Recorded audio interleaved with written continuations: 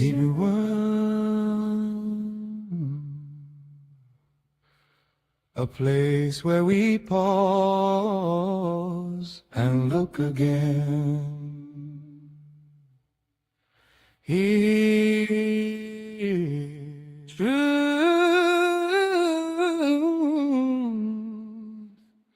does not shout. It speaks, Reality does not hide. reflect We examine the world our choices. and ourselves. This mirror Shows what is not what will be. soft eye. Gigi.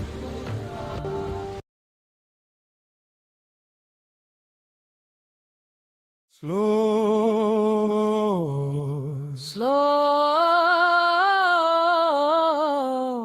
Steady. give you one, a place where we pause and look again. Here, truth does not shout. It speaks, Reality does not hide. reflect We examine the world our choices. and ourselves. This mirror Shows what is not what will be. soft eye. Gigi.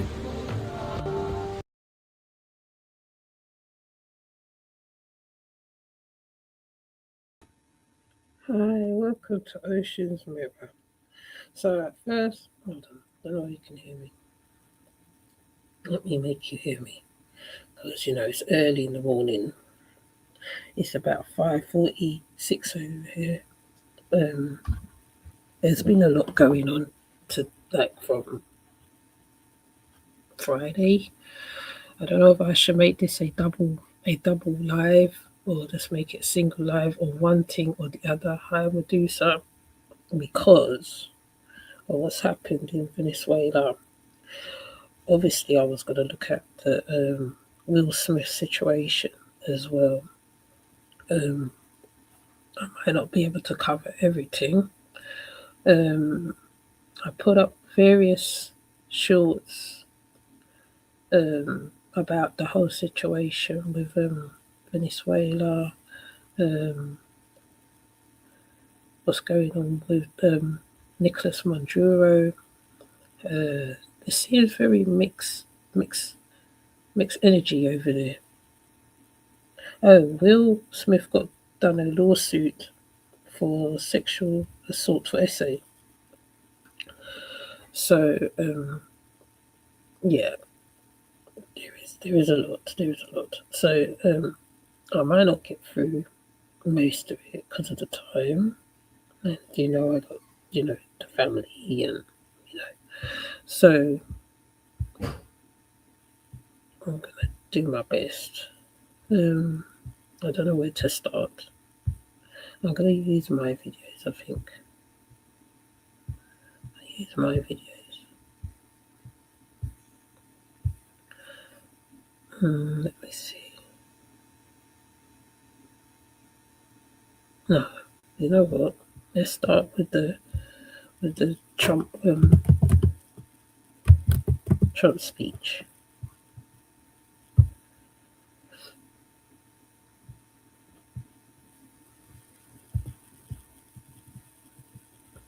me see.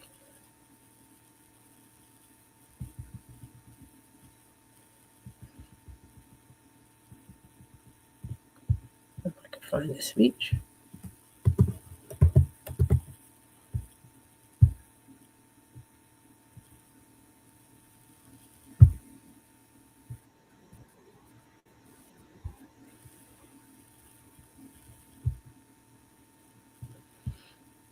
So, I I did mean to put a heart for him.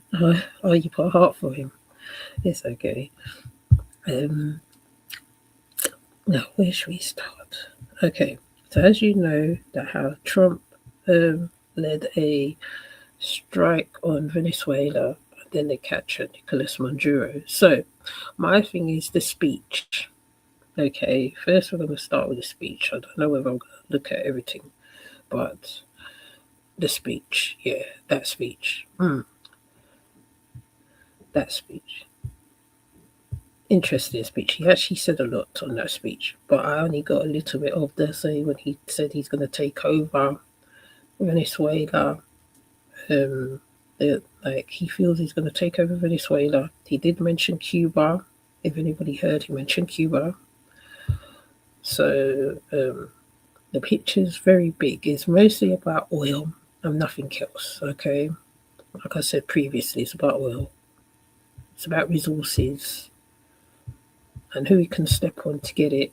Take it back to the time when things used to go on in when rulers used to rule certain countries, put that thing on what he's put that thing what they put that thing on the Cuba. Right now everybody's happy. Everybody's happy right now. They think, okay, this is good for our country.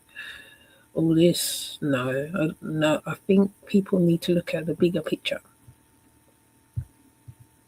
It's not what he says. It's not what he's saying. Well, actually, he's quite blatant in his message. He's not holding back in anything in what he's saying. He's basically, let me do it this way. He's basically expressing exactly how he feels. And this speech is telling people exactly what is the deal. So let me play it. And we appreciate you being here. Fortified military fortress in the heart of Caracas to bring outlaw dictator Nicolas Maduro to justice. This was one of the most stunning, effective, and powerful displays of American military might and competence in American history. And if you think about it, we've done some other good ones like the attack on Soleimani, the attack on al-Baghdadi, and now the references he's using is like to do with attack on terrorism, war on terrorism, those kind of symbolism he's using. He's using the same strategy for Venezuela. It's a hostile takeover.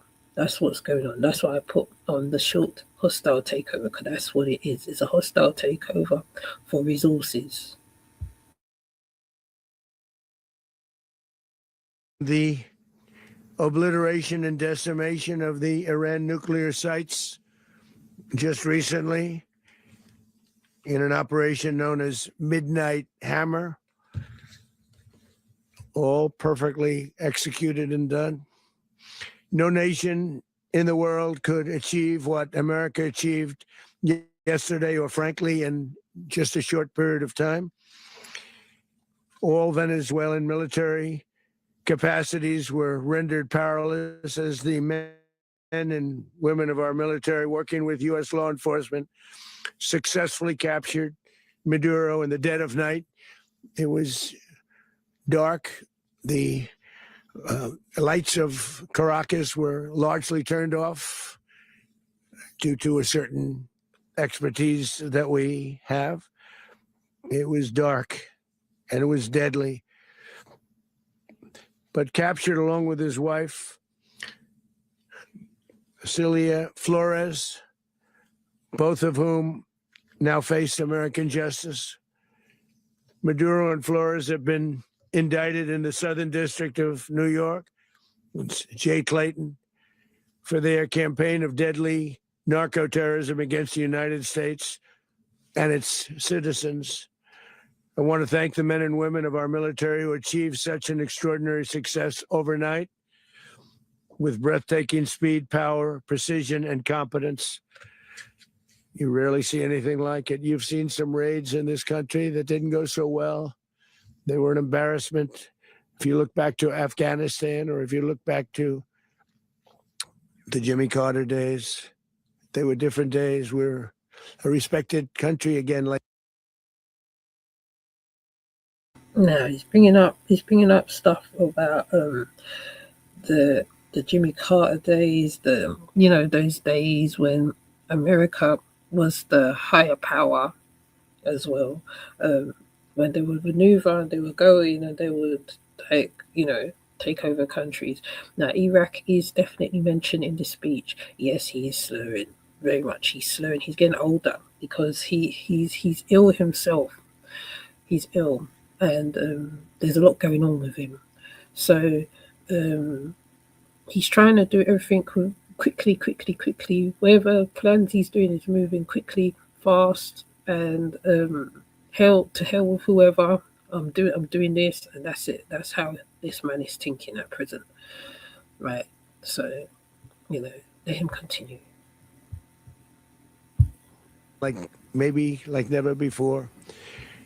These highly trained warriors operating in collaboration with U.S. law enforcement caught them in a very ready position. They were waiting for us. They knew we had many ships out in the sea. We're just sort of waiting. They knew we were coming. So they were in what's called a ready position. But they were completely overwhelmed and very quickly incapacitated. If you would have seen what I saw last night, you would have been very impressed. I'm not sure that you'll ever get to see it, but it was an incredible thing to see. Not a single American service member was killed, and not a single piece of American equipment was lost. We had many helicopters, many planes. But it was a surprise attack. Hi, Phoenix. It was a surprise attack, so obviously no one's not going to fight you if you are surprised and if you're moving on the enemy in quietness, secret. He's strategizing. Also, when you're strategizing, the enemy doesn't know that you're coming. Then you reach the enemy, what's it like chest? When you capture, I think it's the queen. It's kind of like that, okay? This is the strategy he's using, okay? So, what he's saying, actually, it's like he's not prettying up what he's saying. He's, like I said, blatantly saying what he's saying, okay? So the next one he said, right, he definitely mentioned Cuba as well, which is, I'm hoping when he does get to the end of the speech, he talks about Cuba as well, because he said, maybe now the next place I think I'm going to go is over there. I think I'm going to go over there and get stuff from over there. So that's what this man's all about, because he is a warlord, okay? I know people look up to Trump and all that stuff, and he's a warlord, right? He's a warlord. He is, I call him, on the Seven Horsemen, he is the one with the war horseman. He's that one, right? Create chaos wherever they go. We create chaos and then we be the solution. But the Trinidad president, she really put herself in the middle of all of this. And yesterday, a lot of people was listening to his speech and listening to what he's saying, and they ain't impressed, okay?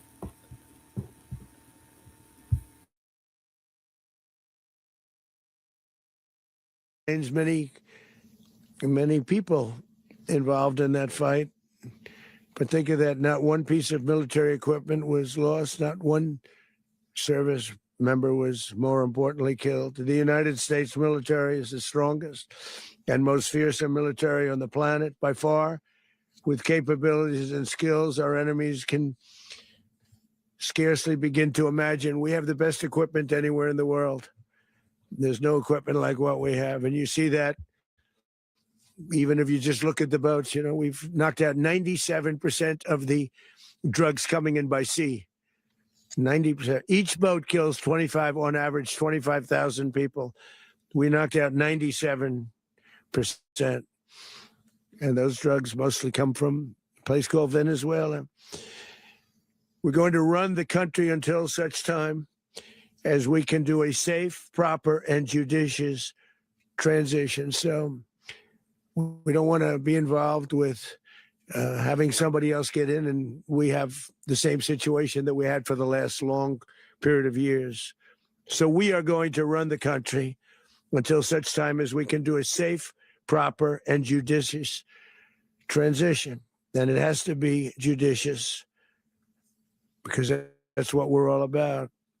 We want peace, liberty, and justice for the great people of Venezuela. And that includes many from Venezuela that are now living in the United States and want to go back to their country. It's their homeland.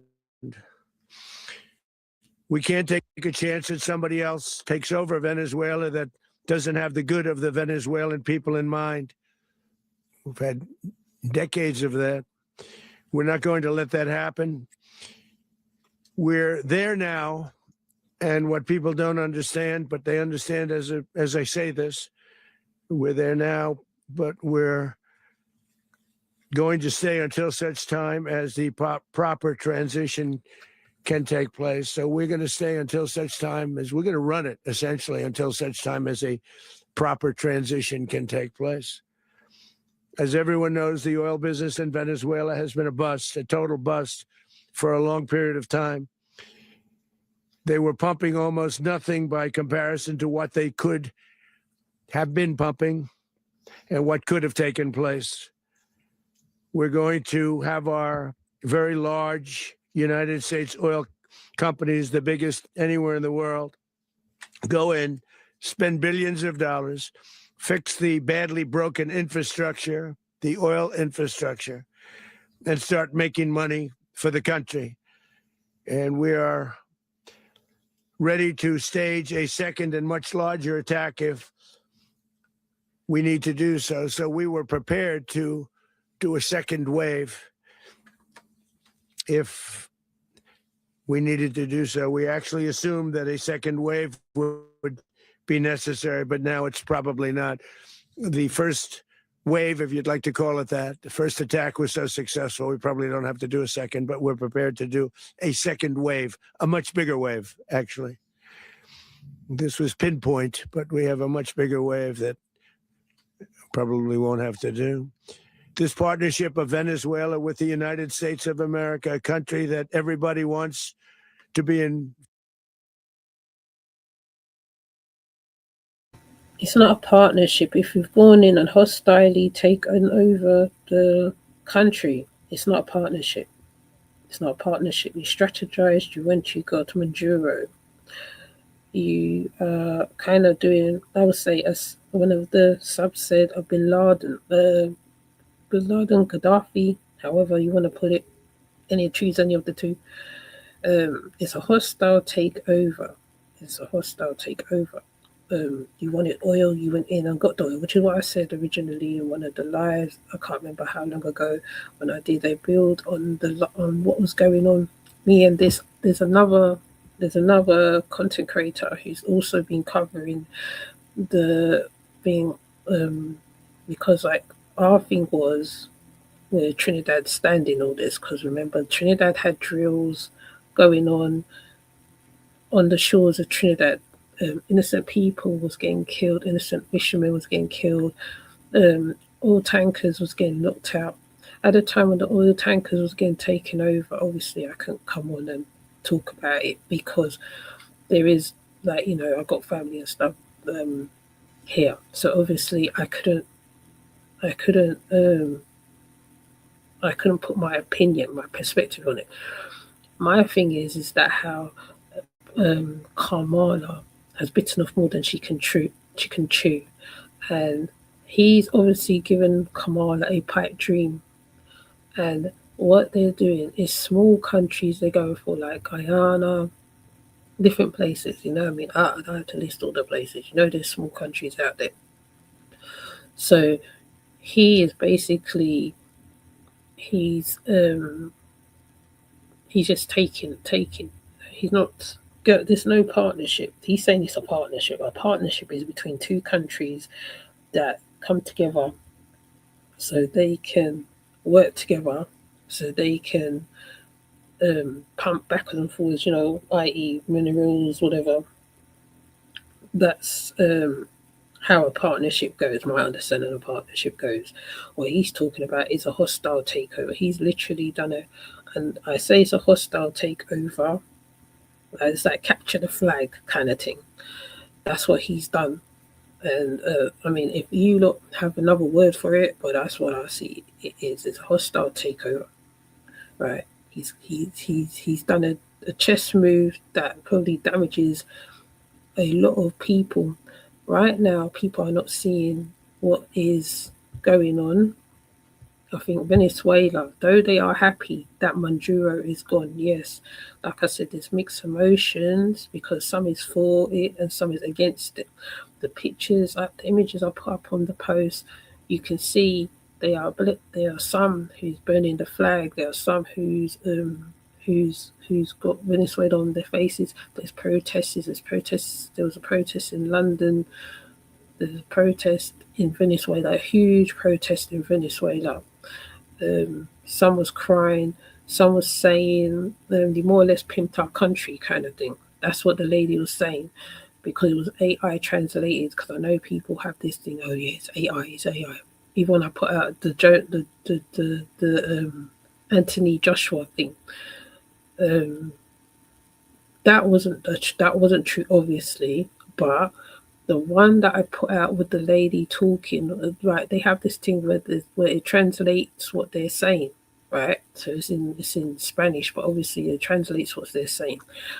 So a lot of them was speaking their part and how they feel, and they was reacting. The Trinidadians was reacting to it as well. It is also putting. I always come back to the citizens because they're the innocent people in all of this. It's innocent people that get caught up in stuff like that have not. Sometimes it's nothing to do. They become collateral in all of this. They become the casualties of war, and this can obviously simulate some type of war, because what he's trying to do, he's trying to simulate some type of war. He didn't get it in one place, he wants to get it in another place. Okay, yeah, I'll try over there. That's what he's doing. And the fact that how Kamala had the warships on there, but when they put out the letter, there was 2 letters, but I couldn't find the other one. They put out 2 letters to say that how the Trinidad is not part of the what happened to Venezuela, because it's to do with the CARICOM and all that stuff, and they don't want to be part of it. England also spoke, and they said that how they are not part of the invasion, which was what I said earlier. They're not part of the invasion on Venezuela, right? Because England and America normally work together. Whether we believe it or not, that's a whole other thing. They can say one thing, but then when they're sitting amongst themselves, because it's a gentleman's club, it's a whole different thing. So, but yeah, it's a crazy thing. Sick times, I'm telling you. Involved with, because of what we were able to do and accomplish, will make the people of Venezuela rich, independent, and safe. And it will also make the many, many people from Venezuela that are living in the United States extremely happy. They suffered. True. They suffered. So much was taken from them. They're not going to suffer anymore. The illegitimate dictator Maduro was the kingpin of a vast criminal network responsible for trafficking colossal amounts of deadly and illicit drugs into the United States. As alleged in the indictment, he personally oversaw the vicious cartel known as Cartel de las Solas, which flooded our nation with lethal poison, responsible for the deaths of countless Americans, the many, many Americans. Hundreds of thousands over the years of Americans died because of him. Maduro and his wife will soon face the full might of American justice and stand trial. Maduro's wife is a prisoner of war in a kind of a way, because like she's just his wife. Like she's not like your wife. She's not like Trump's wife. Like she don't. I don't think she puts herself in places.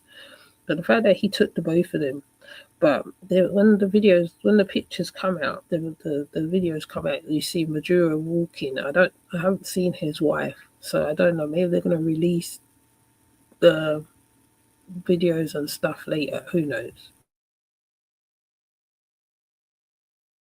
On American soil. Right now, they're on a ship. They'll be heading to ultimately New York, and then a decision will be made, I assume, between New York and Miami or Florida. But we have people where the overwhelming evidence of their crimes will be presented in a court of law. And I've seen it. I've seen what we have. It's both horrible and breathtaking that something like this could have been allowed to take place. For many years after his term as president of Venezuela expired, Maduro remained in power and waged a ceaseless campaign of violence, terror, and subversion against the United States of America, threatening not only our people, but the stability of the entire region. And you all saw it. In addition to trafficking gigantic amounts of illegal drugs that inflicted untold suffering and human destruction all over the country, all over, in particular, the United States. Maduro sent savage and murderous gangs, including the bloodthirsty prison gang, Tren de Aragua, to terrorize American communities nationwide. And he did indeed. They were in Colorado. They took over apartment complexes. They cut the fingers off people if they called police. They were brutal, but they're not so brutal now. And I just have to congratulate our military, Pete and everybody, and our National Guard, because the job that they've done, whether it's in Washington, D.C., where we have a totally safe city, where it was one of the most unsafe cities anywhere in the world, frankly, and now we have no crime in Washington, D.C. We haven't had a killing. We had the terrorist attack a few weeks ago. A little bit of a different kind of a threat, but we haven't had a killing in a long period of time, 6-7 months. We used to have two.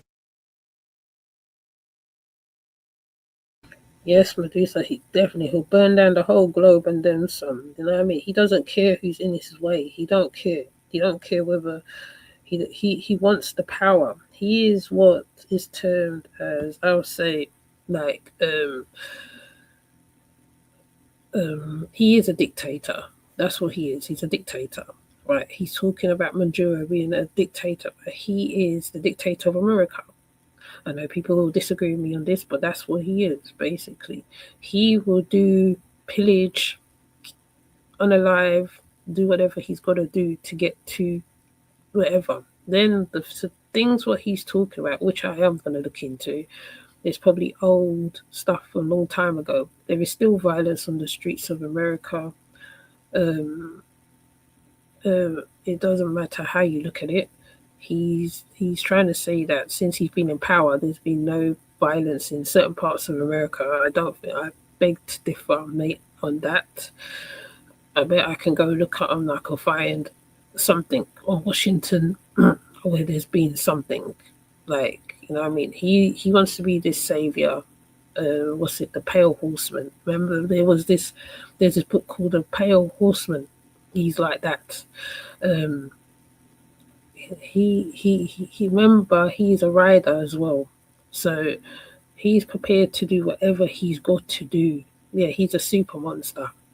He's prepared to do whatever he's got to do.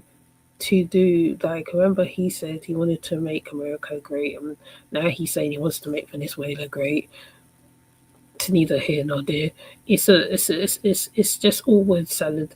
He will say and do whatever he's got to do to convince people that what he's doing is right. And he hasn't He hasn't been in power for that long, and there's been a lot of stuff going on. Okay, there's been a lot of stuff going on. ICE, I don't know. There's so much. I don't think I can list it all in one live. I'll be here. Right. This will probably turn to a 4-hour live if I start listing all the stuff what's been going on. Bear in mind, yes, England was kind of getting influence in what is going on over here. So they were saying that they might get an ICE, an English version of ICE over here. So, it's crazy. You know what I mean? But like I said, it's when they can say one thing on camera, because they say one thing on camera and then it's something else. So like I said, even though England's saying no, we're not part of this, we know, but we don't know because we're not sitting in the places where they sit. So they'll say anything and come on here and say anything. But with this guy, he's blatant in his speech. He ain't mixing his words. He's letting everybody know, well, this is it, and this is what we're doing, and we're the war on drugs, and he's using when he talks about war on drugs and stuff like that. He reminds me of the time when he was around for the Central 5 situation. His mindset is very warped, very draconian, as one English lady used to say that I used to know. It's very draconian, very, very prehistoric. He wants to bring America back to the old days. That's what he wants to do. That's exactly what he wants to do. Okay? Yeah, draconian. He's draconian. Prehistoric. On average, 2 a week in Washington, our capital. We don't have that anymore. The restaurants are opening. Everyone's happy. They're walking their daughters. They're walking their children, their wives. They walk to restaurants. Restaurants are opening all over Washington, D.C. So I want to thank the National Guard. I want to thank our military. And I want to thank law enforcement. Been amazing. And they should do it with more cities. We're doing it, as you know, and we're doing it in Memphis, Tennessee right now, and crime is down. We've just sort of started a few weeks ago, but crime is down now 77%. And the governor of Louisiana called, great person, and he wanted us to help him, as you know, in a certain very nice part of Louisiana. And we have done that. It was a rough section, and we have crime down. I understand it's down to almost nothing already after 2.5 weeks. New Orleans, it's down to almost nothing. And we've only been there for 2.5 weeks. Can't imagine why governors wouldn't want us to. All lies, all lies, all lies. I bet you. I think I've actually seen some crime headlines in certain places. These places he's listing. In fact, I probably have. Because I look at the crime thing too. I probably glossed over it, but here's what he's saying. He's saying, you notice he looks at the other people as to say, in it, guys, in it. We did good. Yeah, okay.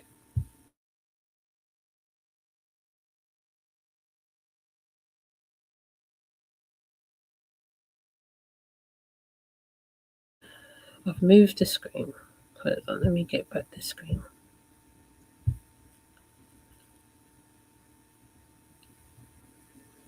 Let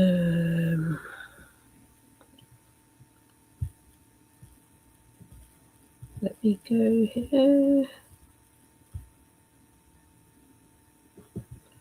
It takes me so long to get back the screen.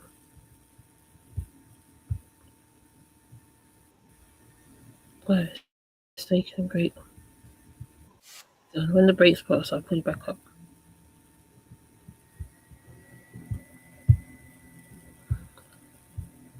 He looks across everybody. Yeah, man, we did good.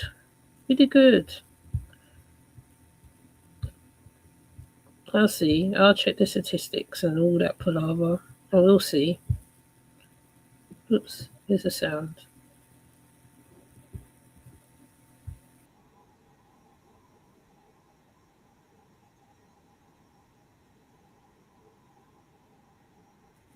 But it knocked down crime. But we're pulling out of there when they need us. We'll know. You'll know. You'll be writing about it. And likewise, Los Angeles, where we saved Los Angeles early on, where the head of the police department made a statement that if the federal government didn't come in, we would have lost Los Angeles. That's long after the fires. That's when they had the riots in Los Angeles. We did a great job. Got no credit for it whatsoever, but that's okay. It doesn't matter. We don't need the credit. That was because of the ICE situation. I remember that. That was because of the ICE situation. Then there was a protest, and then it went a bit crazy down there. What's he talking about? In fact, your ICE agents caused the riot because the people started protesting, and then it got heated. It turned into a peaceful march, and it got heated. So I don't understand why. Of course, they're not going to want you. They're not going to give you credit. You started problems within the states, in the different parts of the states. You know, obviously, certain states are going to are going to agree with your actions. But when the people started marching against what was going on, right, it got very much crazy. You know what I mean? So, you know, like, you want credit for that? Okay. He wants credit for that. But we'll be pulling out when they need us. They'll call, or we'll go back if we have to. We'll go back. But we did a great job in various cities. But the place that we're very proud of is Washington, D.C., because it's our nation's capital. We took it from being a crime-ridden mess to being one of the safest cities in the country. But the gangs that they sent raped, tortured, and murdered American women and children. They were in all of the cities I mentioned, Tren de Aragua, and they were. Are you watching the AIDS face next door to him? He's pulling faces without pulling faces. He's like, what? Really? There is people that's in disagreement with this man. You know what I mean? They're in disagreement with him. You know, he wants a medal. He wants to be the hero, the savior of America.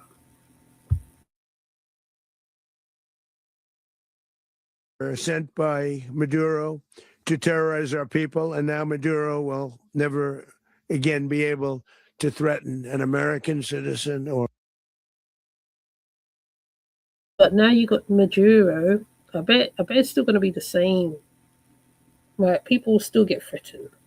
People will still get alive. People will still get all sorts. Crime is one of those things you can't stop. If the people have nothing to eat, plus people's situations are all different. People will do what they have to do to live and survive. There is some crime laws you can't even touch. So you saying all this is just giving people hope when it's not like that. In the real world, the ones on the ground who is in the cities on the ground, they know what's going on, because you can feed them all these stuff, feed them all these lies. And, you know, of course, some people will believe it. He has a cult following, obviously. They'll believe him. So, yeah, it's a lot more bigger than that, I will say. You go in and you do away with the people like it's something and think, yeah, let's give the hand to the yellow man, the orange man.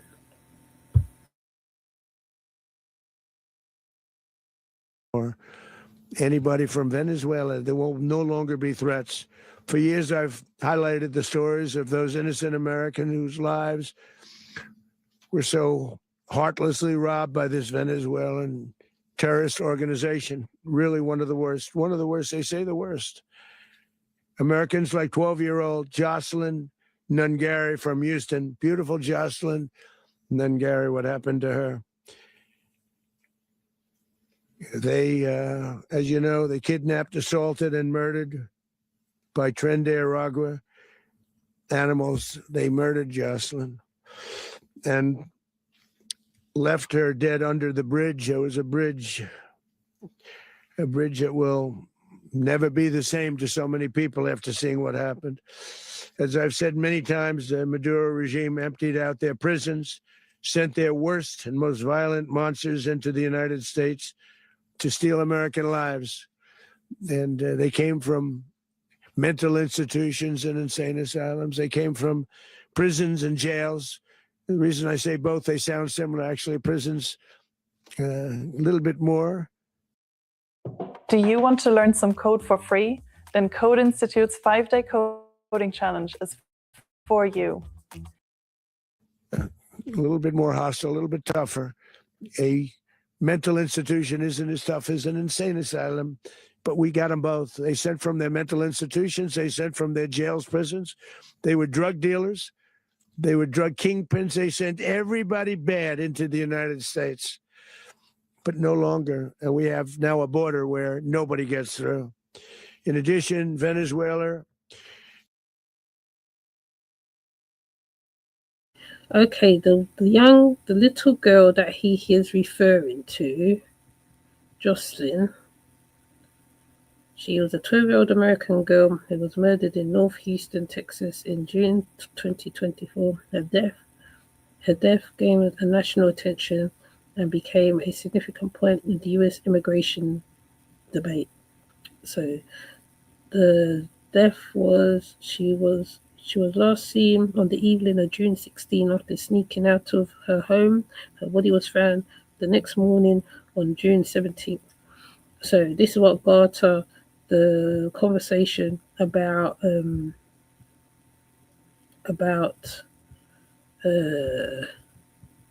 Venezuela. That's why he's turning his. I'm going to actually show it. Let me show it so you can see who this young lady is. Let me see if I can find the video.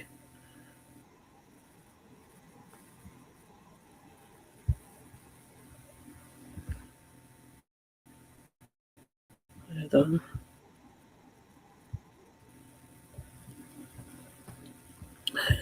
Hold on. This is the child that he's using as his example. So let's use his example.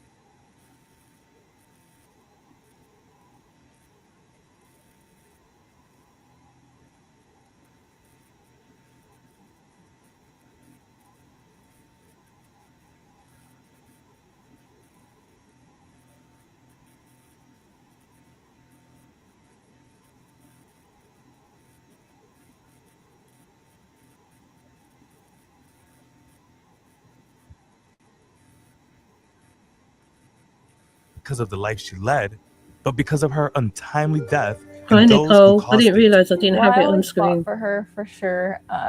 Being a teen mom wasn't something ideal. No one really wants to have that in the family. So I was really 14 when I was pregnant with her, and it was kind of hard on my family. I had to fight to keep her. You know, my mom would try to give me other options. You know.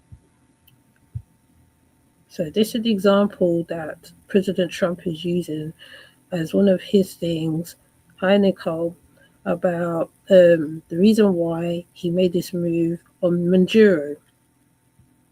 No, what I didn't actually put it on. I thought I put it on. I didn't put it on. Can you hear it? Can you hear me? Hi, Celius. Hi, Celius.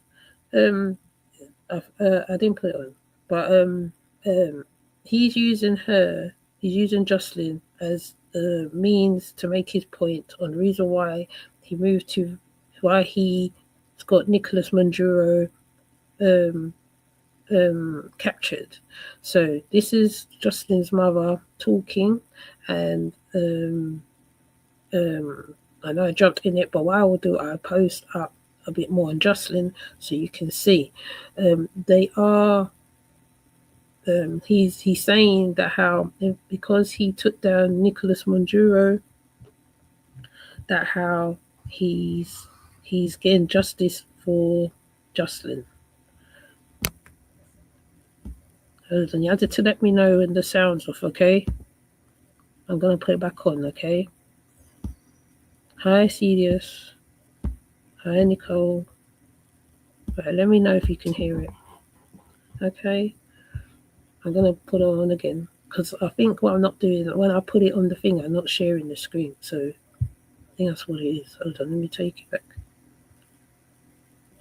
A lasting impact, not because of the life she led, but because of her untimely death and those who caused it. Well, I always fought for her, for sure. Being a teen mom wasn't something ideal. No one really wants to have that in the family. So I was really 14 when I was pregnant with her, and it was kind of hard on my family. I had to fight to keep her. You know, my mom would try to give me other options, you know, abortion or adoption. Alexis had just turned 15 and 2 days after Christmas. Jocelyn was born. She recalls how quickly she had to mature, missed out on parties. She focused on finishing school, having a greater sense of purpose in life. Now that she had someone looking up to her. She was everything that you could think of as a good baby. She was very well behaved, very quiet, didn't give me a hard time, wasn't a big crier in the middle of the night. She, as a toddler, as a young little girl before grade school, she was very self-sufficient. It's powerful. It's powerful. It was a very powerful moment. All right, Jonathan, thank you so much for your coverage on that. We'll get back to Jonathan here in just a second. But one of the people that was lock and step with the Nungaray family was April Aguirre. And her family has gone through their own tragedy here. But she got a chance to sit down with our Greg Grugan, our political reporter here, to give us some more insight into the fight for Jocelyn. April Aguirre, you've been at the tip of the spear in terms of leading the crusade for bond reform. You have heard many sad stories. You have witnessed tragedies, even your own families. But how did the murder of Jocelyn Nungaray change the landscape in this argument? You know, at the time when Jocelyn Nungaray was killed last summer, when we got that phone call, there was a child found in the bayou, tragically deceased and also beaten, bruised. We could not fathom the evil that had occurred that night. And the whole city of Houston came together because it's never going to be normal to have our children raped, tortured, and murdered. Jocelyn Nungaray's tragedy changed our landscape on a national level because none of us want that to be our child. She was not safe walking a mile from her home to a corner store. She was not safe. Two individuals that had not ever seen her, had not ever met her, decided from a split second that they were going to torture her, murder her, and rape her under a bayou. This child suffered immensely, and that resonated with parents across the nation because we would not want that to be our children. I remember growing up, I used to come out of the house without my parents knowing all the time, but I was in a safer environment. We failed Jocelyn Nungaray, and parents across the nation knew that there was monsters just like those two individuals that were here illegally that had never been vetted in our country and could be our neighbors. People became afraid. You survived the loss of your niece, Arlene Alvarez, and it's got to take a toll on you when you go and advocate, you comfort these families. How was this different? Because you found yourself on a national level making connections with the Trump campaign and President Trump. What can you tell us about that process? This was very different from Arlene's murder. Arlene was shot in a case of mistaken identity. Arlene was not tortured. Arlene was not raped. But since Arlene passed away, we have decided that we were going to stand up and help other parents. But she also sounds and looks South American to me. I don't know. Maybe it's me. I don't know. Does she not look South American to you? Does she not sound like she's got a twang to her talk? So she was working with Trump. See? So these stories, there is loads of these stories. There's lots of these stories. These stories are very sad.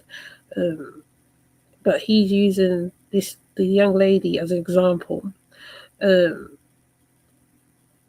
Yes, it is a very heartbreaking story as well. See, because now it's not just Jocelyn we're talking about the other girl as well. So there's probably been quite a few, right? So that's why it started the immigration debate as well, because of this tragedy, what happened. So, but he's saying because he took down Monduro, it's supposed to solve this problem. It's a lot bigger than that as well. I think it's a lot bigger than that, a lot bigger than this. But yeah, so I'm gonna let play more. Parents, because we were so lost initially when Arlene was killed. We didn't know how to navigate the criminal justice system, and we didn't want that for future crime victims, specifically parents of murdered children. There's hundreds of murders here in Houston, but we focus on the murders of children. This is how we got Oh, and this in Texas, okay? You know who lives in Texas, right? You know who lives in Texas, okay? Mummy sector. So, yeah. So, like she said, those two are not just the only ones. There's others. So when he's talking about one child, there's many children. Okay, not just one child. There's many. Jocelyn, because of how she was found, more stands out a little more as well because of how she was found and what happened to her as well. Even though the other one was mistaken identity, but she still is a victim. It doesn't matter how she passed or whatever, she's innocent. So you can say, oh yeah, right, this is the reason why we took down Nicholas Monduro. No, it goes beyond that. You know what I mean? Mistaken identity is a whole different thing. When a person mistakes you for somebody else, you get on the live, probably because they think you're linked to people, all sorts of stuff. So I'm gonna let it play. next to the Jocelyn Nungaray family, and we started helping them. We started ensuring that they were going to get justice, because at the time we had two fugitives that I like to call ghosts, people that had only been here a couple of weeks in our city committed this. That is a very difficult individual to track. No IDs, no credit cards, no driver's license, no license plate. They were walking. How do you identify a ghost that has only been in the community 3 weeks? So we've come along and we've stood next to the parents of murdered children. And I remember having that conversation with Jocelyn's mom, and I said, listen, you have two fugitives out there. Either we take this story and we share it with everybody, or we go home and stay quiet and grieve. But regardless, I can't give you back your little girl. But I can try to help you and guide you to ensure that the individuals that committed this heinous act are held responsible and accountable for their atrocious acts. Jocelyn's legacy. Did you feel it at the state capitol? Did you feel it in Washington, D.C.? Has she changed the way Americans look at their communities and those who have been allowed to come into their communities? Absolutely. So Jocelyn Nungaray's story put this front and center for the whole nation to see that it could absolutely happen to anybody. Because if this child wasn't safe walking under a mile to a corner store before an individual so callously decides in a split second that they're willing to rape, torture, and murder her, is absolutely terrifying for any parent. And I want to say the bravery of the family to come forward initially to ensure that these individuals were held responsible and apprehended. But secondly, to bring their story and share it with the nation so that everybody knows that it could happen to absolutely anybody. Anybody, it could happen, because we were allowing monsters into our communities. My mother and father were born and raised in Mexico. I want you to know that this is not uncommon in third world countries. This is not uncommon in Mexico. This is not uncommon in Venezuela, Honduras, South America. It's not. Missing little girls, raped and murdered little girls, is just a common Wednesday morning. It's not unusual. And the numbers that are available through public data of murdered and missing children are very skewed. They're very underreported. The actual numbers are staggering, but the numbers as they are very terrifying. There's a word called femicidio. In English, it's called femicide. That's just the act of being murdered because you're a woman or a girl. It's not uncommon in our countries. But my parents, like... Okay, I see. I get it now. It's a gender-based violence. That's what it is. So it's beyond America. It's beyond.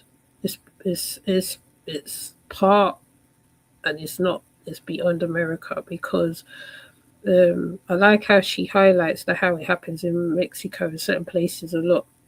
So it's not just an American thing. It's a bit bigger than America, because there's human trafficking, cartels, all that stuff. You know, and we know how it goes with cartels, and you know. But I'm gonna let this one finish. I'm gonna let play until it finishes, so she can tell her whole story. Okay, and then we're gonna go back to Trump.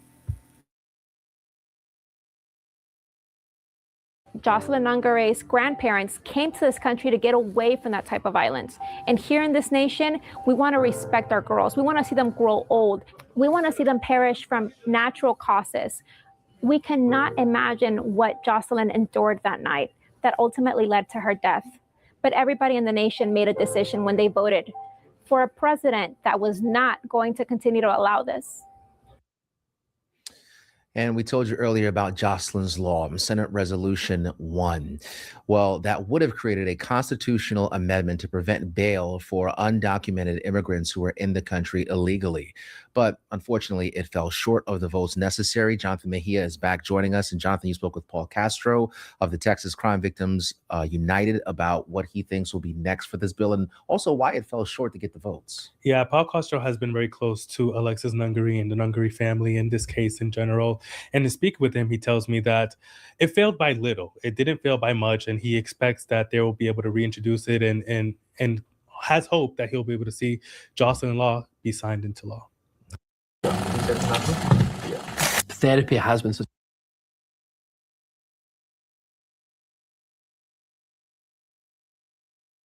Okay, so I'm going to go back to his speech, right? Because you see, he's using somebody's story, and the lady has outlined, she said how there's a lot more. It's a lot more than just this girl. This girl just used an example. Yes, it's a lot of very low income family. Yes. So there's a lot of human trafficking. This one's happening, cartels, drugs, you name it. But he's thinking that move what he made is gonna solve everything. It's a lot deeper than that. It's a lot deeper than this taking out Maduro out of the equation. And on top of that, the story he using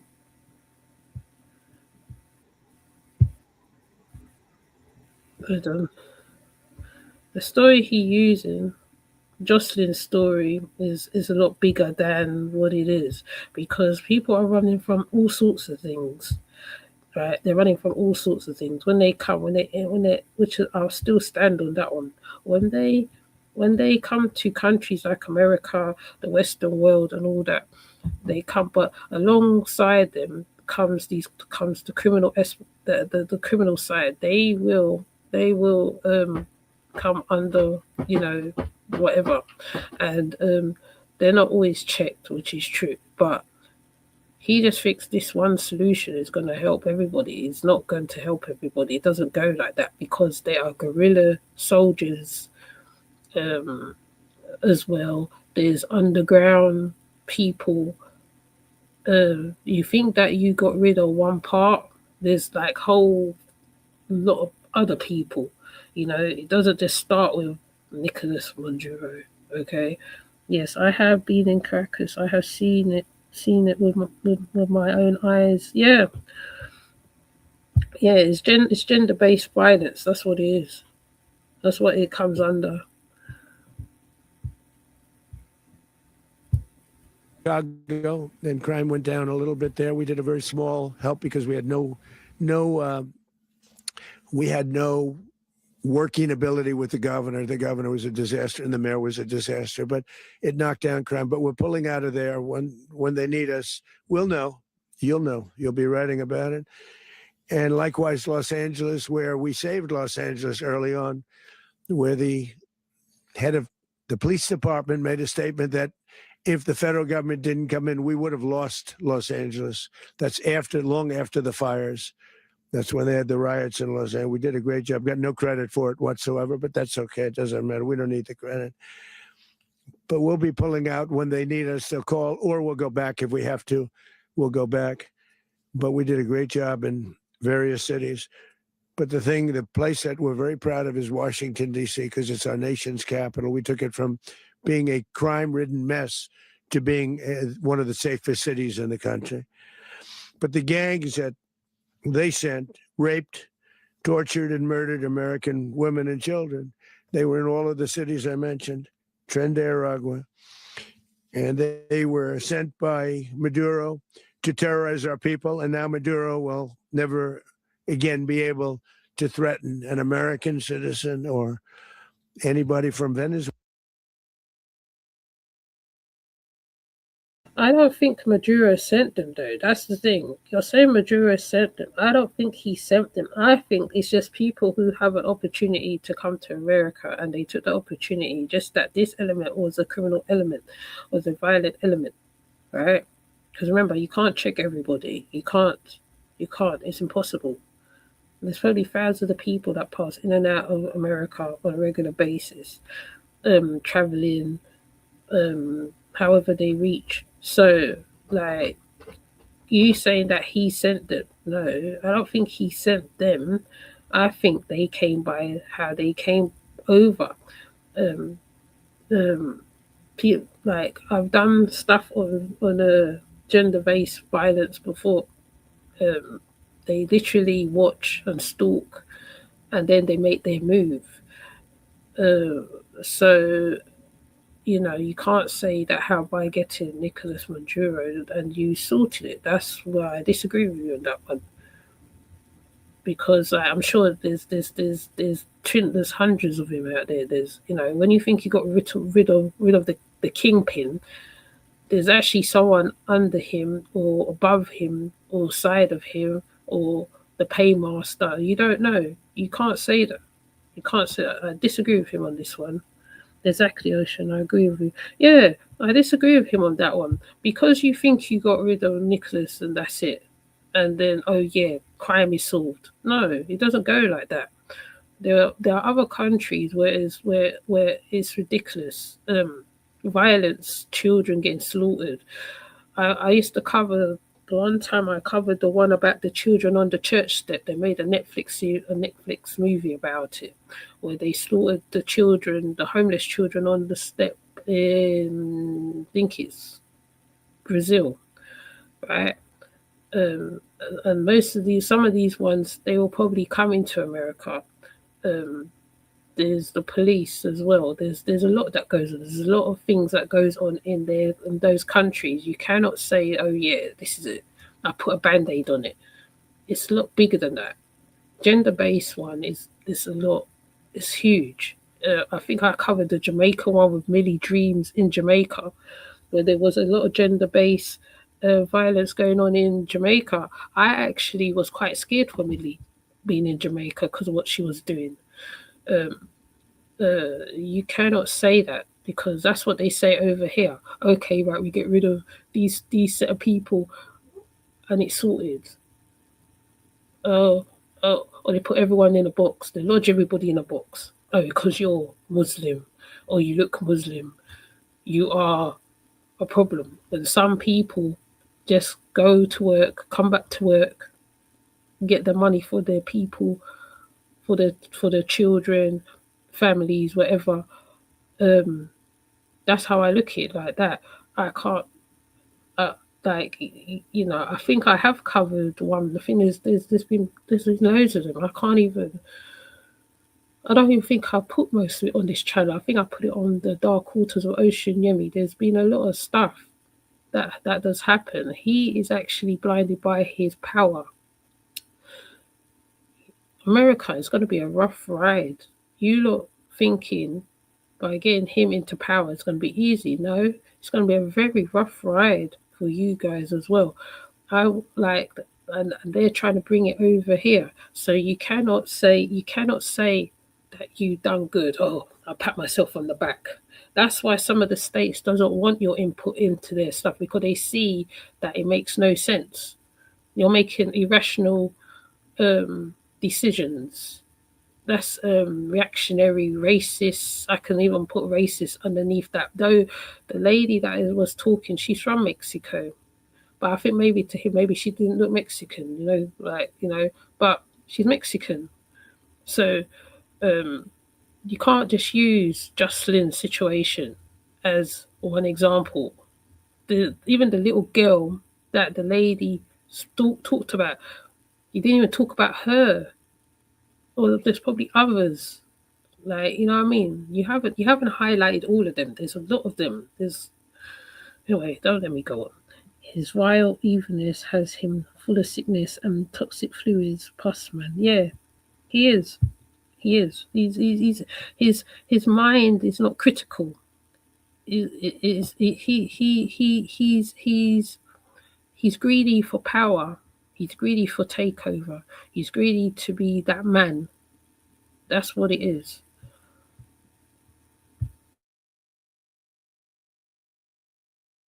Venezuela, there will no longer be threats. For years, I've highlighted the stories of those innocent Americans whose lives were so heartlessly robbed by this Venezuela. Oh yeah, sorry for stopping it. He says she's American. She's half Mexican. She's born in America. Even though Mexico is part of America.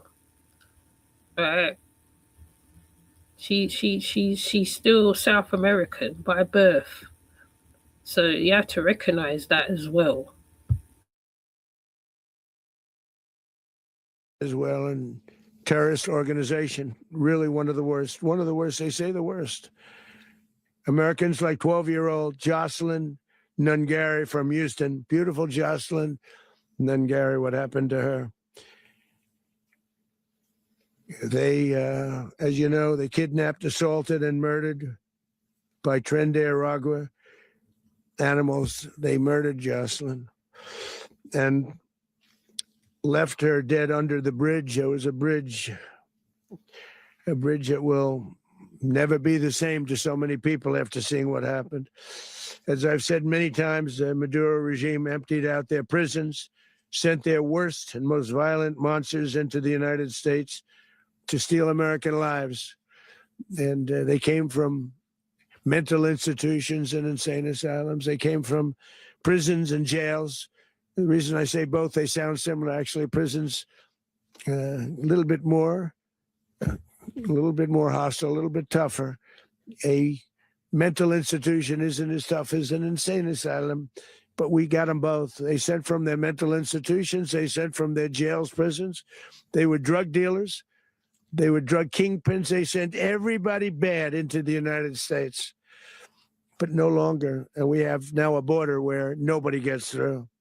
In addition, Venezuela unilaterally seized and stole American oil, American assets, and American platforms, costing us billions and billions of dollars. They did this a while ago, but we never had a president that did anything about it. They took all of our property. It was our property. We built it. And we never had a president that decided to do anything about it. Instead, they fought wars that were 10,000 miles away. We built Venezuela oil industry with American talent, drive, and skill. And the socialist regime stole it from us during those previous administrations, and they stole it through force. This constituted one of the largest thefts of American property in the history of our country. Considered the largest theft of property in the history of our country. Massive oil infrastructure was taken like we were babies, so we didn't do anything about it. I would have done something about it. America will never allow foreign powers to rob our people or drive us back into and out of our own hemisphere. That's what they did. Furthermore, under the now deposed dictator Maduro, Venezuela was increasingly hosting foreign adversaries. Notice he keeps saying they,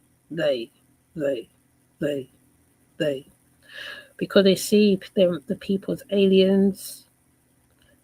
Other names I can't think of right now.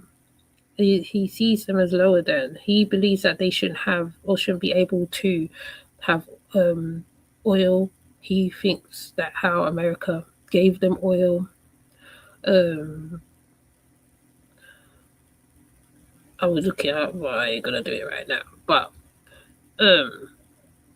that's what he believes. He believes that how America built Venezuela.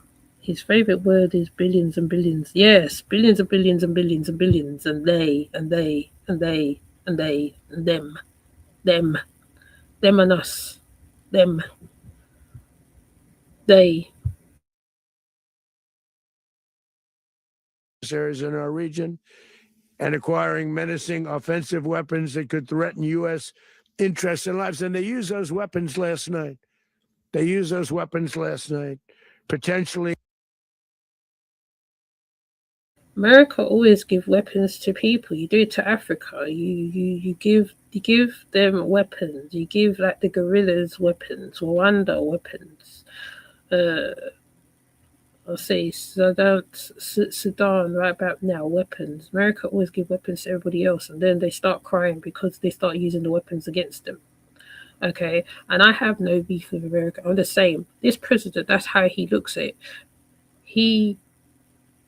They do stuff, he does stuff, and then he saying he's the solution to stuff. And there's always a cause and effect. That's what happens, right? If there's a problem, they start the problem. I forgot what it is. It's a cycle. They start the problem and they become the solution. That's what he is doing. So he's saying he's the solution to everything, globally, worldwide, however you want to take it. That's what he is saying. But yeah, they do give arms and stuff to people as well, right? So we're not cutting that part out. I mean, he's trying to pretty up and make it sound all eloquent. Whoever wrote his speech, well done. You tried to write a good speech, but he keeps going off script. So, I'll translate. In league with the cartels operating along our border. All of these actions were in gross violation of the core principles of American foreign policy, dating back more than 2 centuries, and not anymore.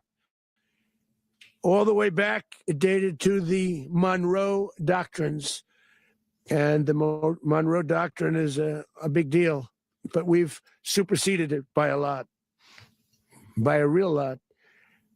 They now call it the Monroe Document. I don't know. It's Monroe Doctrine. We sort of forgot about it. It was very important, but we forgot about it. We don't forget about it anymore. Under our new national security strategy, American dominance in the Western Hemisphere will never be questioned again. Won't happen. So just in concluding, for decades, other administrations have neglected or even contributed to these growing security threats in the Western Hemisphere. Under the Trump administration, we are reasserting American power in a very powerful way in our home region. and our home region is very. You are reasserting your power at a cost of people's lives. Cost of people's lives. Collateral. The people is the collateral. You'll say and do whatever you got to do so you can make America great. Shall I finish the speech? That's exactly what he wants. That's exactly what he's going to say. He wants to make America great. The people is collateral. Even the people who follow him is collateral. In the people who follow him is collateral. Okay? No one's untouched. It's the same with over here. Even though you go over certain people, they will take out some of their people. Some of their people will also become part of the collateral. There's this great movie on Prime called Bushwick something, where like it's a civil war in America. It just shows how severe America can be if that ever was to happen. Where they were asking, "Are you a citizen? Are you this? Are you that?" You see a lot of things in that film. It's called Bushwick. I forgot what's it called. I'll have to find it and then I'll put it up. This is also give me the heebie-jeebies of this because they literally had to go and take out the president to stop what was going on in America in the movie. Now remember, America foreshadows the movie directors foreshadows a lot of stuff. So be wary of this man. Yes, he is taking away a lot of stuff and whatever's going on and whatever. But at the end of the day, people's going to be collateral, right? He's already showing what he can do in certain ways because there's been a lot of stuff. I'll say the ICE thing, everything else, and where people, even though people's working in America for several years, get taken by ICE, and he calls that clean up the streets, cleaning up. How you clean up? Some of the people are citizens, have paperwork, all that. The ones who come out from whatever come back because of their citizenship, but it's like they've been haunted. So yeah, it's very crazy times. OMG, that's perfect analogy what you are saying about it. Wow. Yes, that's exactly what it is. Make America great. There's, let's have collateral. Black, brown people. Oh, don't worry. We'll just add a couple of our own in there. Yeah. I would say take a look at that. Take a look at that movie whenever. It's called Bushwick. It starts off in a train station. Snipers taking out the public and then asking certain questions and asking you, are you American? Oh, and if you're not an American, they take you out. That's the movie I watched. One of my friends told me about it. He wants to be the Punisher and the Savior and the henchman. Yes, he does. He does. Yes, collateral. By any means necessary at this point.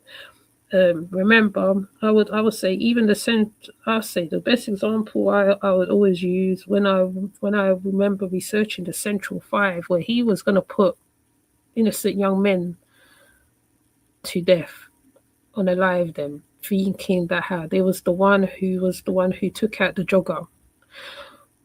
Thankfully, they came out, but I'll guarantee, if it was up to him, they would have been unalived. Everything and everyone is expandable to him. Yes, yeah, true. Very true. Very true. So when he's speaking, you have to read between the lines when he's speaking, you see. Because, he'll say things blatant. Some things he'll say blatant and some things he'll go by the script because you notice he says whatever and then he goes back to the paper. Yeah. He is definitely a dictator of the Americas, for sure. Okay, I'll be very mindful and wary of that. People in America, especially people, black, brown people particularly, be aware of that because yes, though there is the odd black one who would stand by Trump, he don't see you as a person. You're not a person to him. You're not a person. Yeah, I think it's called Bushwick. When I find it, I'll post it up. Look on my post. Check on the post. Hopefully I'll remember. I'll post it up. It's a shame. I will say people to DM me as well, and I can send you in the direction. There's lots of movies that refer to stuff the movie people are foreshadowing, even though it's a budget movie, but it's not that it's a budget movie, it's the message behind that movie. Okay. Very different than it was just a short while ago. The future will be, and we did this in my first term. We had great dominance in my first term, and we have far greater dominance right now. Everyone's coming back to us. The future will be determined by the ability to protect commerce and territory and resources that are core to national security. These are core to our national security. Just like tariffs are, they've made our country rich, and they've made our national security stronger than ever before. But these are the iron laws that have always determined global power. And we're going to keep it that way. We will secure our borders. We will stop the terrorists. We will crash the cartels, and we will defend our citizens against all Terrorists. Okay, I learned about this quite recently, about the terrorist thing, because there's homeland terrorists, there's terrorists, and there's the other terrorists. There's the homeland terrorists is the worst ones, and obviously the other types of terrorists is bad as well. So he uses this word because this is what gets people mad. Oh, them terrorists. Oh, we don't. Da, da, da, da, da. He uses certain words to trigger people. These are trigger words, by the way. These are trigger words because, yes, there is a lot of terrorism going on. Yes, I'm not going to say no, it's not true. Yes, there is terrorism. I'm not going to disagree with him on that. But there's homeland terrorists too. I could give a couple examples, but right at this moment, none crosses my mind. But there is a couple examples to that too. I can give examples to that. Because America archives everything. America's like England, they archive everything. People, when they are fed up, and they will get fed up in America at one point, when they can't eat and they can't do certain stuff, resources are stopped, people get stirred. So you can say all these stuff and all this, but when you really, really, really look at it, it's what he would say, oh, these terrorists is because of the terrorists. But they always give the terrorists is always profiled, which means that everybody gets profiled. Everybody gets profiled, even if you're not part of that setup. So once again, innocent people. Okay? Pardon me, innocent people. Everything is calamity to him, and it's trash in his eyes. Yes. He's about to bite and swallow his own disgusting tongue. Yes, because he's already cutting down on the snaps and different things. And fair enough, some people shouldn't be on snaps. We talk about this on the mummy sector on a regular basis. I think, well, I don't talk about it. But I'll be in chats where they talk about the snaps and the different things what he is advocating for. Fair enough, yeah, some people should be on it. But yeah, I always come back to it. People without resources, it turns very ugly. It turns very ugly, very lawless. Right. There's another movie I did do a review on as well, but no, I think that's a different situation. But I do refer to some movies because, like I said, some of the movie writers foreshadow certain stuff and they put it out on movies. Okay, so you have, yes, art imitates life. That's what it does sometimes, and certain stuff. It imitates life, and it really do come to fruition. Most movies, when they show America a lot, sometimes some of it comes to fruition, and sometimes not in the best way, sometimes in the worst way. And yeah, he is something, definitely. Yes, he will. It's going to be hell. Threats, foreign and domestic. Other presidents may have lacked the courage or whatever to defend America, but I will never allow terrorists and criminals to operate with impunity against the United States. This extremely successful operation should serve as warning to anyone who would threaten American sovereignty or endanger American lives. Very importantly, the embargo on all Venezuelan oil remains in full effect. The American Armada remains poised in position, and the United States retains all military options until United States demands have been fully met and fully satisfied.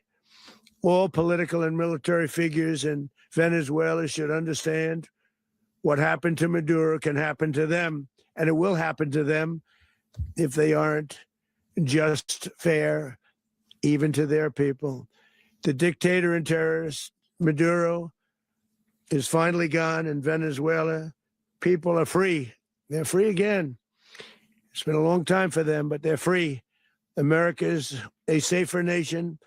This morning, it's a prouder nation this morning because it didn't allow this horrible person and this country that was doing very bad things to us. It didn't allow it to happen. And the Western Hemisphere is right now a much safer place to be. So I want to thank everybody for being here. I want to thank General Raisin Kane. He's a fantastic man. I've worked with a lot of generals. I worked with some I didn't like. I worked with some I didn't respect. I worked with some that just weren't good. But this guy is fantastic. I watched last night one of the most precise attacks on sovereignty. I mean, it was an attack for justice. And I'm very proud of him. And I'm very proud of our Secretary of War, Pete Hegseth, who I'm going to ask to say a few words. Thank you very much.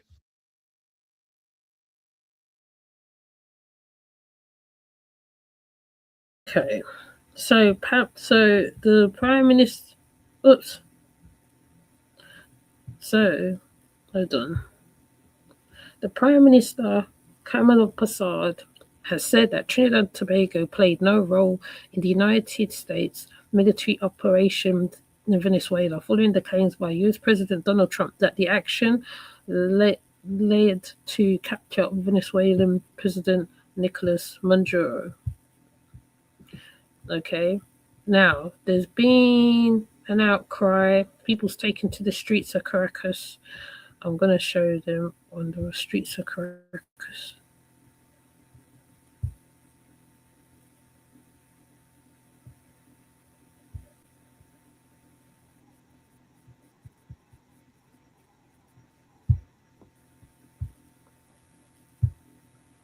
Right, hold on, give me a minute.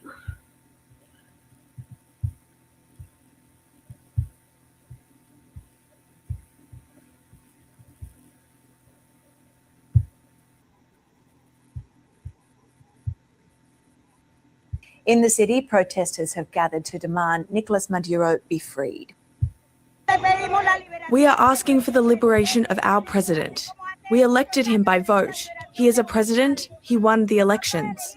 Besides that, Mr. Trump is thinking if he takes him away, the revolution ends.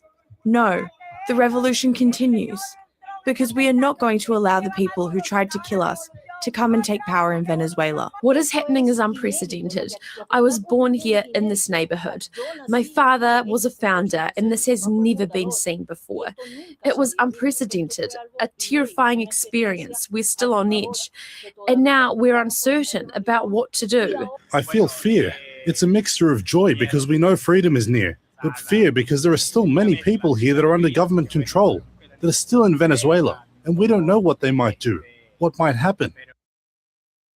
Well, with the leadership vacuum, we've just heard Venezuelan Vice President Delcy Rodriguez, who addressed the nation after the capture of the president, Nicolas Maduro. Now, she has reiterated calls for the release of the president and his wife and called for calm and unity to defend the country. Exigimos We demand the immediate release of President Nicolas Maduro and his wife. The only president of Venezuela is President Nicolas Maduro. We had already warned that an aggression was underway under false excuses and false pretexts, that the masks had fallen and that it had only one objective, regime change in Venezuela. That regime change would also allow for the seizure of our energy resources, our mineral resources, and our natural resources. That is the Venezuelan Vice President Delcy Rodriguez. Let's get more on this developing story. Our correspondent Rachel Clayton joins us now from Washington, D.C. Good morning to you again. So, Rachel, the US president says that the US will run Venezuela for the foreseeable future, but the question remains, who is in charge in the country now? Yeah, that's quite unclear. So we have heard from President Trump saying the US will run the country. That's sort of as far as that goes right now. He was questioned at length during that press conference on who exactly is going to be in Venezuela to run the government. He said it would be a group of people, saying he's looking to designate certain people to run the country. He was asked if that would include Secretary of State Marco Rubio or the Defense Secretary Pete Hegseth. He wouldn't be drawn on specific names. We don't know if there are people already in the country trying to run it. There was speculation that Maria Machado, who won the Nobel Peace Prize and is the opposition leader of Venezuela, would run the country, but Trump shot that idea down, saying that he did not believe she could rule at the moment because But she was the one who fronted it in the first place, because in the build I did ages ago, she was the one who was backing Trump as well. So see, he's also sexist as well, you know, to a certain extent.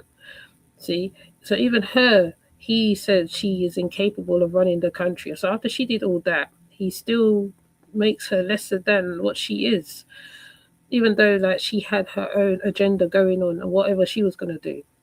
Yeah, I think also Trinidad Network also spoke about her as well.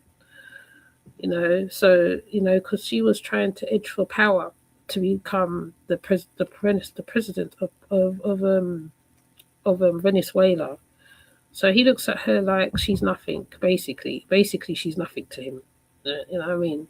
She wasted all that energy for nothing.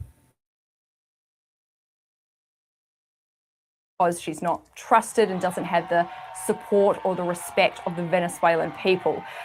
President Trump said that Vice President Delcy Rodriguez had been sworn in as president and is willing to do what the US wants. We've heard a little bit from him on that too. Who's going to take over? I mean, there is nobody to take over. You have a vice president who's been appointed by Maduro, and right now she's the vice president, and she's, I guess, the president. She was sworn in as president just a little while ago. She had a long conversation with Marco, and she said, "We'll do whatever you need." So she surrendered. She gave in. She's playing your game, and that's why you accepted her, basically, isn't it? Because if she didn't play nice, this would be a different story. You wouldn't accept her. And true saying, she was underneath President Maduro, right? He forgets one thing, you know, women are just as deadlier than the male. Women are deadlier than the male. Do you not know that? Do you not understand that concept? Women are war fighters as well. They can have a very, very, very calm facade, and they can be just as bad as the dictator. They can be the worst dictators ever. So she basically just said, okay, fair enough, I'll just do whatever you want me to do. That's what she did. So she's in agreement with you. So that's why you allowed her.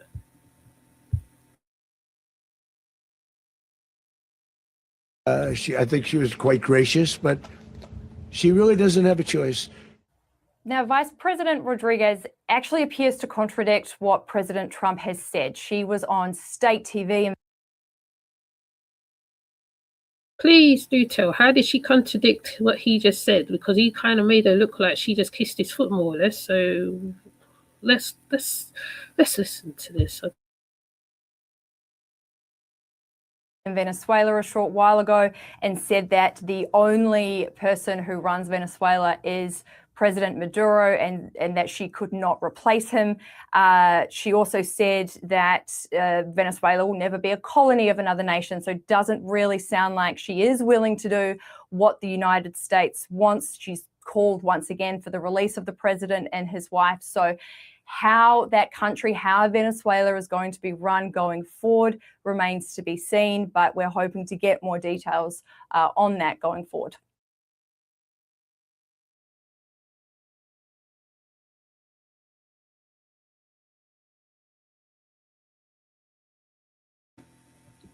Yeah, exactly. Yes, ass kisser. Yes, yes, for nothing. She did all that for nothing. She did all that for nothing, literally. So let's see if there's any updates on Maduro. Let me see if there's anything come up about him.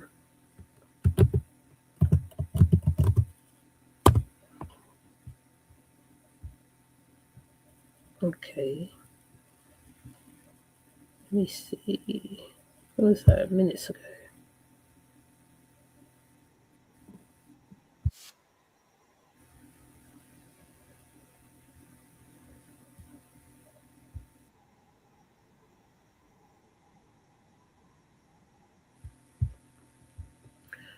Okay, so in this live, there's going to be a lot of repeats, okay? So I might try skip some of what he said, and we're going to see if there's any updates on Maduro, because he's in New York right now, prison, waiting to be trialed for the crimes that they put on him. So, as well.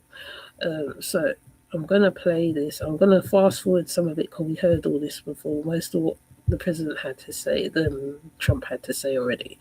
We're not going to reiterate or go over it again. Let me see if I can find. Well, this is from when the strikes happened. So we're going to hear it from there. Let me see if I can add it. Oops, no, that's the wrong one. Right. Yes, never, no girls in the boys' club. Doesn't she know that? Yes, exactly. Exactly, Medusa. Exactly. He's a very sexist. He has a sexist mind. Oh, the cat. My cat's crying. Hold on. Early as Monday. Good evening. I'm Chelsea Edwards. Angelinos here at home are reacting to Maduro's capture. Many local Venezuelans are celebrating, but there was also a protest today over President Trump's actions. Fox 11's Nick Garcia live in Pasadena with a response from both sides tonight. Nick. That's right, Chelsea. Well, Chamo here is a Venezuelan restaurant in Pasadena.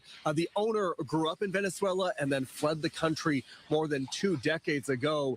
All day, though, people were coming in here to celebrate.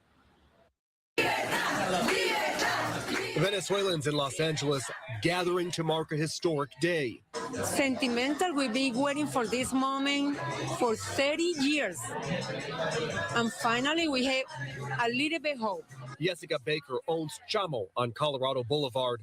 She's cautiously optimistic after the capture of Venezuelan President Nicolas Maduro. We don't know what is going to happen tomorrow, but it's something today. All day, customers came into her restaurant to get a taste of home. It just feels like home, and just to be able to celebrate this with other Venezuelans, because I can't be in Venezuela right now. So this is the closest thing I have to home. Many of the people gathered here have friends and family back in Venezuela. They have a sensation of happiness, sadness, fear, because you don't know what's going to happen there. But not everyone is celebrating. Dozens filled Pershing Square in downtown LA. That's why I said it's mixed emotions. See, one side is like, yay. The other side is like, no, this can't be happening. You see what I mean? There's mixed emotions. There's really mixed emotions going on, honestly.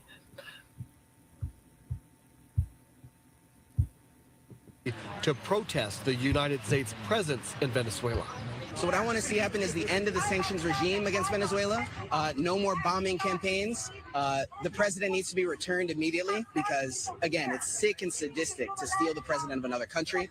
Mayor Karen Bass saying in a statement, quote, the administration's reckless decision to strike Venezuela to remove Nicolas Maduro risks chaos, violence, and entrenching the United States in a conflict the American people did not ask for. Los Angeles will continue to stand for peace, democracy, and diplomacy. Now, obviously, people pretty divided over this, but I will say even the people here who were celebrating, they did note to me, everyone I spoke with noted the uncertainty, and that's why they're pretty cautiously optimistic about this. Live in Pasadena, I'm Nick Garcia, Fox 11 News. That cautious optimism, something we're hearing so much of tonight. Nick, do you get any sense that there are any other protests or any other events planned around this tomorrow or in the coming days? You know, I was pretty surprised to see the crowd that turned up, even with the rain that was happening earlier today. So that was quite a showing. I don't know of anything else that's planned for this weekend, but I wouldn't be surprised if we saw stuff pop up, especially as we learn more that happens with those charges. All right, Nick, thank you so much for your reporting. We appreciate it. Delta canceled flights today after the FAA closed parts of Caribbean airspace following the U.S. military action in Venezuela. The airline issued a travel waiver for See, it's cause and effect. It's cause and effect. I'm going to come off soon. I'm not going to stay on here long. I'm just going to let this play and then I'm going to come off. flights to and from 13 different Caribbean airports through January 6th. Other airlines were also affected. The FAA also temporarily restricted airspace over Puerto Rico, including San Juan, citing security concerns. And breaking news tonight, you're taking a live look at LAX, where right now passengers are facing some major delays because of a ground stop. We're told that's caused by staffing issues.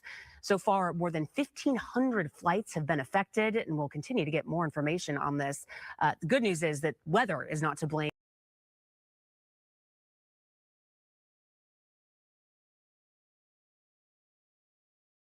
Okay, so I'm going to leave it right there, right? And I probably might come back. You know, please leave your comments underneath the live and tell me what you think, because like this is going to affect everybody. It's affecting everybody. It's affecting the flights. It's affecting everybody on a big scale. All right. So they're saying it's a solution and they sorted it and we done this and we won. Well, no, it's causing a whole effect. It's a bit bigger than what it is. You know, it's going to be crazy. So yeah, let me see who's come. Producer, hi. I think Nicole was around Phoenix. See Nicole. Celia Smuckbong, and thank you for coming through. Please leave your comments underneath the live, and we'll have this conversation in the comment section. I'm going to find that movie. I'm going to post it up today. Check my post, check the videos. There is some short videos. Some I'm not sure of because, you know, people's using a lot of AIs as well. So it's hard to tell. I have to go and double check everything now because of the AIs. I have to double check literally go and double check everything. So with that said, I will see you later. I think I'm going to play my my thing out. Hold on. Let me play this out.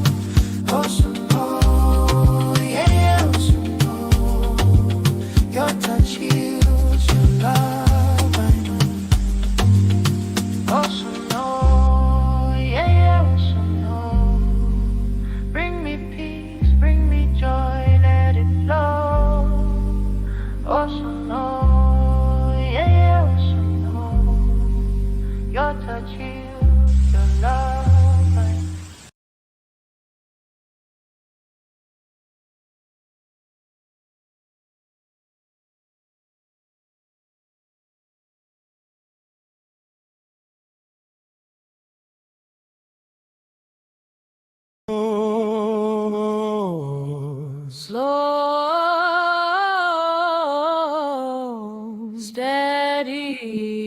Keep it warm. A place where we pause and look again. Here, truth does not shout. It speaks, Reality does not hide. reflect We examine the world our choices. and ourselves. This mirror shows what is, not what will be. Soft eye.